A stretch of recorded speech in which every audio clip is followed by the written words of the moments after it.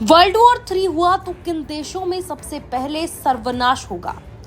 आइए बता देते हैं। ईरान, इजराइल और अमेरिका के बीच में जारी भीषण संघर्ष ने दुनिया को तीसरे विश्व युद्ध के मुहाने पर लाकर खड़ा कर दिया है। ईरान द्वारा तेल सप्लाई रोकने की कसम और हॉर्मुज की घेराबंदी ने वैश्विक अर्थव्यवस्था में हाहाकार मचा दिया। लेकिन डराने वाली बात ये नहीं है कि तेल महंगा होगा, बल्कि ये है कि अगर ये तनावपूर्ण युद्ध में बदला तो दुनिया के कुछ नक्शे हमेशा के लिए मिट सकते हैं। अगर तीसरा विश्व युद्ध शुरू होता है तो इसका सबसे पहला और भीषण मंजर पश्चिम एशिया यानी मिडिल ईस्ट में देखने को मिलेगा। इजराइल और ईरान इस युद्ध के दो मुख्य ध्रुव हैं। इजराइल अपनी सुरक्षा के लिए ईरान के परमाणु ठिकानों पर सबसे पहले हमला करेगा, वहीं ईरान अपने प्रॉक्सी संगठनों के जरिए इजराइल के रिहायशी इलाकों को निशाना बनाएगा। इन दोनों देशों में सर्वनाश की शुरुआत सबसे पहले होगी।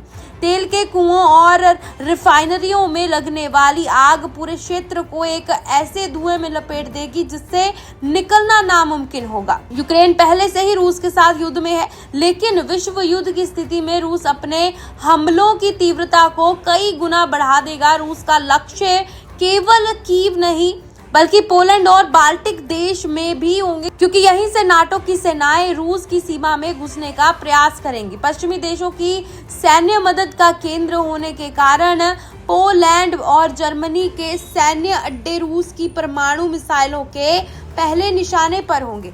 यूरोप का यह हिस्सा सबसे पहले मलबे के ढेर में तब्दील हो सकता है। एशिया में तबाही का मोर्चा ताइवान और दक्षिण कोरिया से खुलेगा। अगर अमेरिका पश्चिम एशिया में उलझता है तो चीन इस मौके का फायदा उठाकर ताइवान पर पूर्ण नियंत्रण के लिए हमला कर देगा। इन देशों में तबाही शायद थोड़ी देर से आए, लेकिन जब आएगी तो वह परमाणु विकिरण के रूप में होगी।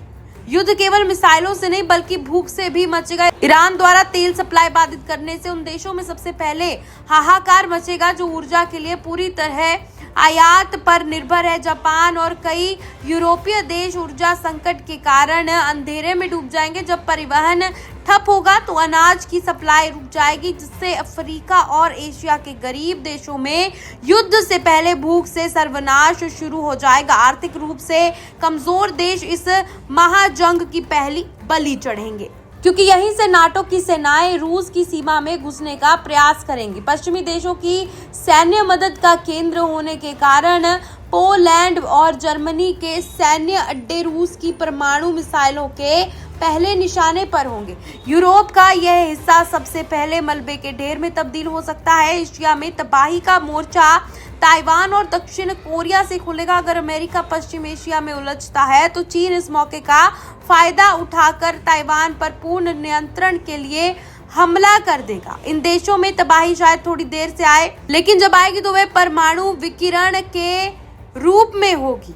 युद्ध केवल मिसाइलों से नहीं बल्कि भूख से भी मचेगा। ईरान द्वारा तेल सप्लाई बाधित करने से उन देशों में सबसे पहले हाहाकार मचेगा जो ऊर्जा के लिए पूरी तरह आयात पर निर्भर है। जापान और कई यूरोपीय देश ऊर्जा संकट के कारण अंधेरे में डूब जाएंगे। जब परिवहन ठप होगा तो अनाज की सप्लाई रुक जाएगी, जिससे अफ्रीका और एशिया के गरीब देशों में युद्ध से पहले भूख से सर्वनाश शुरू हो जाएगा। आर्थिक रूप से कमजोर देश इस महाजंग की पहली बलि चढ़ेंगे।